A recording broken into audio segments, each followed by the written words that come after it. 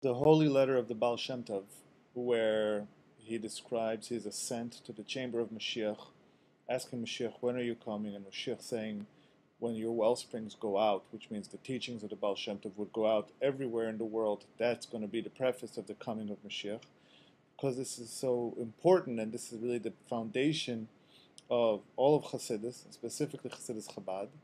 It's worthwhile to read the entire letter, which I'll begin doing now. On Rosh Hashanah, in the year Tav Kuf Zayin, I did the Kabbalistic ritual or act of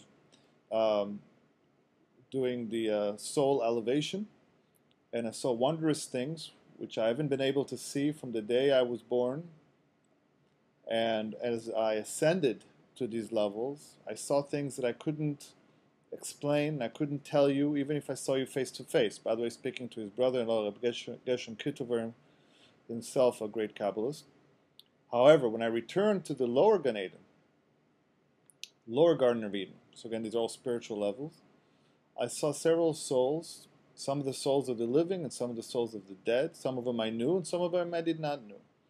And they were countless. And they were running and returning, going from one world to another through the column which is known to those who know the mystical wisdom. And they had great joy, which is impossible to express with words. It is impossible for a physical ear to hear. And even great wicked people repented, did tshuva, and they were forgiven. And it was such an auspicious time. And even by me, it was wondrous how many of them were received in complete tshuva. That even you knew them, some of these people. And there was great joy among them. And they ascended in tremendous elevations, and they all as one asked me and pleaded with me, saying that because of the greatness of your Torah, Hashem gave you bina, extra understanding, to understand and to comprehend, to grasp these ideas, ascend with us and aid us. Because of their great joy that I saw between them, I wanted to ascend with them, and I asked for my teacher, which is Achia Shilonim. You should come with me. This again, soul ascent. This practice the Baal Shem Tov did here, by the way, is where in meditation his physical body remains in his physical world. However, his soul literally departs the confines of his physical body and ascends through the spiritual dimensions, which of course are in this same world where we're at now, except these are more dimensions. There he met these souls, and there where he asked his teacher to join with him. Because it's a great danger to go up to the higher realms. Because from the day that I reached my knowledge, I never ascended to such great ascents. And I went one level after the other until I entered the chamber of Mashiach, where Mashiach learns Torah with all the Tanaim, great sages, and the great tzaddikim of all generation, along with the 7 shepherds. And there I saw great joy. And I don't know what that joy was about. And I would think that this joy was, God forbid, because I departed from this world. They told me afterwards that I was not departed yet from the world, because I bring great pleasure above when I do yichudim, when I unify, when I do unifications. A lot of what the Baal Shem Tov teaches, everything was God's unity. There's Kabbalistic unifications of holy names, and there's also introspections and unifications that the Baal Shem Tov taught. We'll see later why these unifications are so important.